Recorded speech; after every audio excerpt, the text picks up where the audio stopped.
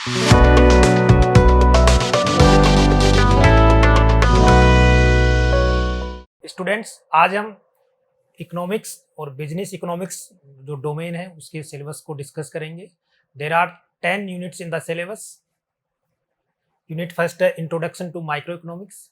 इसमें ये डिस्कस करेंगे what is micro economics and what are the central problems of a economy. Unit second है consumer behaviour and demand. इसके अंदर ये डिस्कस करेंगे व्हाट इज यूटिलिटी, यूटिलिटी क्या होती है, डिमांड फंक्शन क्या होता है, और कंज्यूमर का जो इक्विलिब्रियम है उसको कैसे अचीव किया जाता है, and what are the conditions required for the achievement of consumer equilibrium. Unit third है national income and related aggregates, basic concepts and measurement.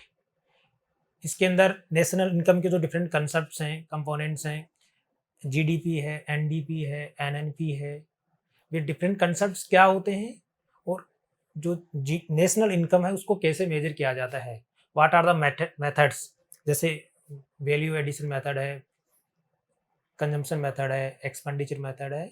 In method को हम वन बाय वन डिटेल में डिस्कस करेंगे। Unit 4 है determination of income and employment.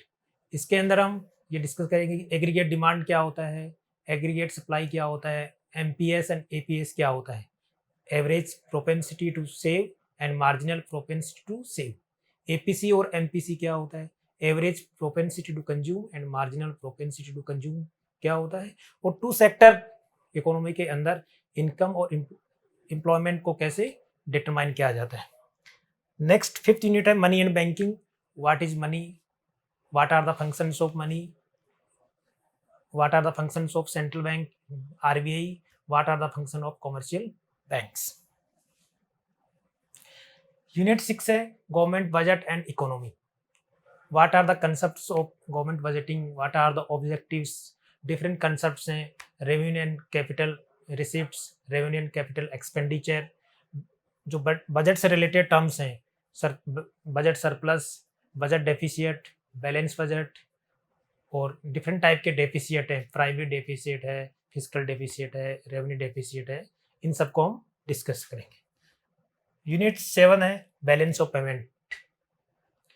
इसमें ये हम discuss करेंगे what is exchange rate, what are the different types of exchange rate, fixed exchange rate है, फ्लोटिंग एक्सचेंज रेट क्या होती है, और एक्सचेंज रेट को कैसे डिटरमाइन किया जाता है through the forces of demand and supply.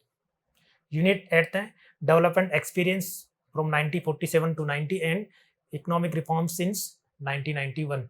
इसमें ये डिस्कस करेंगे कि at the eve of independence what was the status of Indian economy, and different plans हैं, 5 ईयर प्लान्स हैं, उनके क्या क्या ऑब्जेक्टिव्स हैं उनको डिस्कस करेंगे। और जो इकोनॉमिक रिफॉर्म्स हैं 1991 में, जो एलपीजी की पॉलिसी है, लिबरलाइजेशन, ग्लोबलाइजेशन, प्राइवेटाइजेशन, को डिफरेंट सेक्टर्स के कंटेस्ट में डिस्कस करेंगे, agriculture, industry and service sector. Unit 9 है current challenges facing the Indian economy. अभी इंडियन इकोनॉमी कौन कौन से चैलेंज फेस कर रही है, उनमें इन पॉइंट्स को डिस्कस करेंगे। पॉवर्टी है, एम्प्लॉयमेंट है, इंफ्रास्ट्रक्चर है, रूरल डेवलपमेंट है, और ह्यूमन कैपिटल फॉर्मेशन है।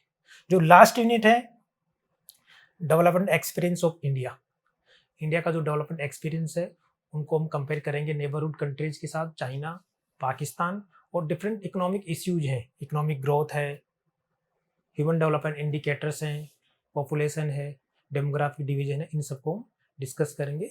तो इन सब के साथ आपका जो सिलेबस है उसमें माइक्रो इकोनॉमिक्स भी है, मैक्रो इकोनॉमिक्स भी है, कुछ पार्ट इंटरनेशनल इकोनॉमिक्स का भी है, मनी एंड बैंकिंग का भी है, और जो लास्ट की यूनिट्स हैं वो इंडियन इकोनॉमी से रिलेटेड है।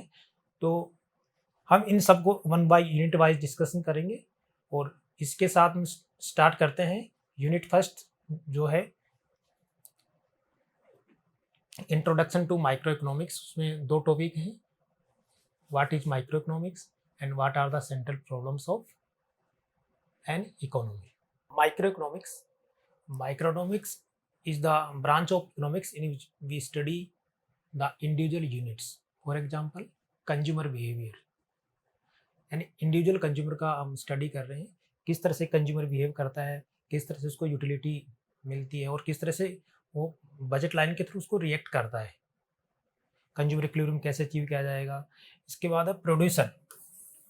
प्रोड्यूसर किस तरह से रिएक्ट करता है by the forces of demand and supply. और इंडिविजुअल फर्म है, किसी पर्टिकुलर प्रोडक्ट मार्केट के अंदर या फैक्टर मार्केट के अंदर इंडिविजुअल फर्म किस तरह से बिहेव करती है। इसके अंदर बेसिकली हम प्रोडक्ट प्राइस को डिटरमाइन करते हैं। एक पर्टिकुलर कमोडिटी है, फॉर एग्जांपल व्हीट, उसकी प्राइस का डिटरमाइन हम कैसे करते हैं? Through the forces of demand and supply. Wheat की डिमांड क्या है, उसकी सप्लाई क्या है, और डिमांड और सप्लाई के बेसिस पे उसकी प्राइस का डिटरमाइन करते हैं कि what is the equilibrium price and what is the equilibrium of quantity. Second जो है फैक्टर प्राइस। जो फैक्टर मार्केट है इसके अंदर there are 4 factors of production, land, labour, capital and entrepreneurship. तो इनका हम स्टडी करते हैं कि जो लेबर का है, डिमांड कर्व क्या होता है, सप्लाई कर्व क्या होता है, यानी इंडिविजुअल यूनिट्स का हम स्टडी करते हैं। एज ए होल हम स्टडी नहीं करेंगे। तो माइक्रो इकोनॉमिक्स जो बेसिक मीनिंग होता है स्मॉल, यानी हम इंडिविजुअल यूनिट की स्टडी करते हैं। ये हमारे वेरिएबल्स होते हैं, consumer, producer, farms, product market, factor market, कि किस तरह से फैक्टर प्राइस को डिटरमाइन किया जाता है मार्केट्स के अंदर, प्रोडक्ट प्राइसेस कैसे डिटरमाइन होती हैं, एक प्रोड्यूसर का इक्विलिब्रियम कहाँ पे अचीव होता है, कंज्यूमर का इक्विलिब्रियम कैसे अचीव होता है, इन सब की स्टडी करते हैं माइक्रो इकोनॉमिक्स के अंदर। अब माइक्रो इकोनॉमिक्स क्या है? मैक्रो इकोनॉमिक्स में बेसिकली हम जो एग्रीगेट यूनिट्स हैं उनकी स्टडी करते हैं। Macro economics is the branch of economics in which we study the aggregate units. For example national income. What is the national income of an particular economy? What is the aggregate demand in the economy? What is the aggregate supply? employment level क्या है और general price level क्या है, inflation rate क्या है।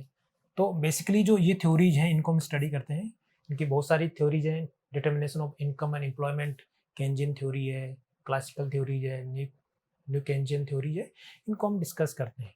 तो basically macroeconomics क्या है? Large,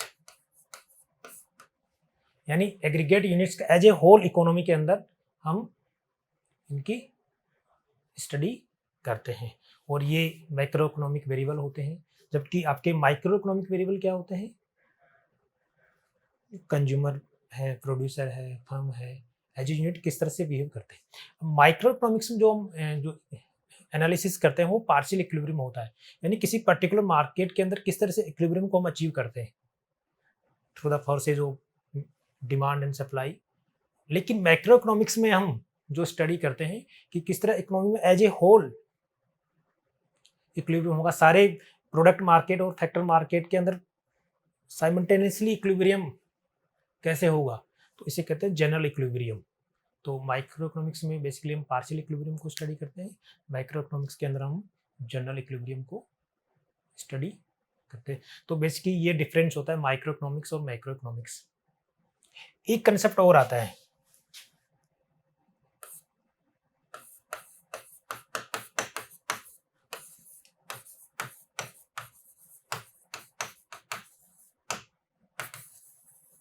positive and normative economics. Normative economics क्या होता है कि what should be in the economy, what should be the employment level in the economy. Employment level high होना चाहिए, इन्फ्लेशन रेट कम होना चाहिए, what should be in the economy, यानी इसमें जो वैल्यू जजमेंट होता है उसको कंसिडर किया जाता है। और पॉजिटिव इकोनॉमिक्स में क्या होता है कि what actually it is, actual में क्या एम्प्लॉयमेंट लेवल है, क्या इन्फ्लेशन रेट है, और इसमें वैल्यू जजमेंट को शामिल नहीं किया जाता।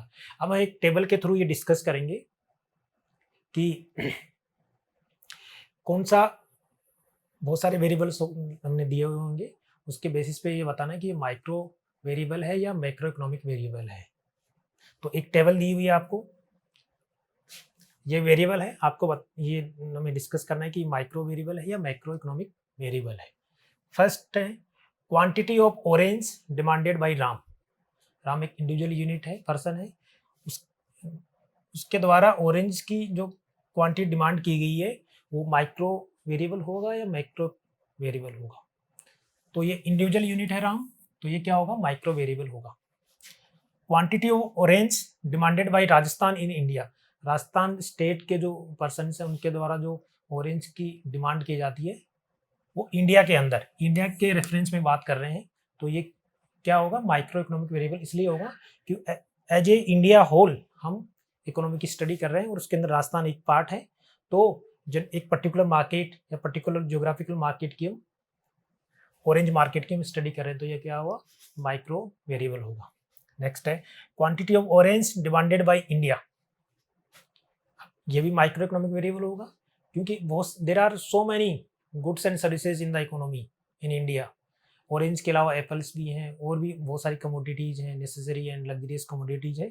तो सारे गुड्स को हम इंक्लूड नहीं कर रहे इंडिया के अंदर, केवल ऑरेंज की डिमांड को ही इंक्लूड कर रहे हैं, बाकी गुड्स एंड सर्विसेज उनकी डिमांड को इंक्लूड नहीं कर रहे हैं। इसलिए ये भी क्या होगा, आपका माइक्रो इकोनॉमिक वेरिएबल होगा। Next one is important, quantity of all products demanded by India. The quantity of all products demanded by all the citizens of India. इसमें सारे प्रोडक्ट्स को हम इंक्लूड कर रहे हैं, एज एग्रीगेट हम स्टडी कर रहे हैं, एज ए होल स्टडी कर रहे हैं, किसी पर्टिकुलर कमोडिटी की स्टडी नहीं कर रहे, तो ये आपका क्या हो जाएगा, मैक्रो इकोनॉमिक वेरिएबल। नेक्स्ट है price of orange in Nagpur. Nagpur के अंदर ऑरेंज की क्या प्राइस है, ये ऑब्वियसली माइक्रो इकोनॉमिक वेरिएबल होगा। लेकिन price level of all products in India, जितने भी प्रोडक्ट्स हैं इकोनॉमी के अंदर उनका प्राइस लेवल क्या है, उनको डिटरमाइन कैसे करेंगे आगे बताएंगे नेक्स्ट क्लासेस के अंदर, प्राइस लेवल डिटरमाइन होता है। तो ये आपका क्या होगा, मैक्रो इकोनॉमिक वेरिएबल होगा। नेक्स्ट है level of employment in steel industry. Steel industry में लेवल ऑफ एम्प्लॉयमेंट क्या है, ये बेसिकली आपका माइक्रो इकोनॉमिक हुआ कि इस पर्टिकुलर इंडस्ट्री की बात कर रहे हैं, steel and iron industry. For example ये होता level of employment in India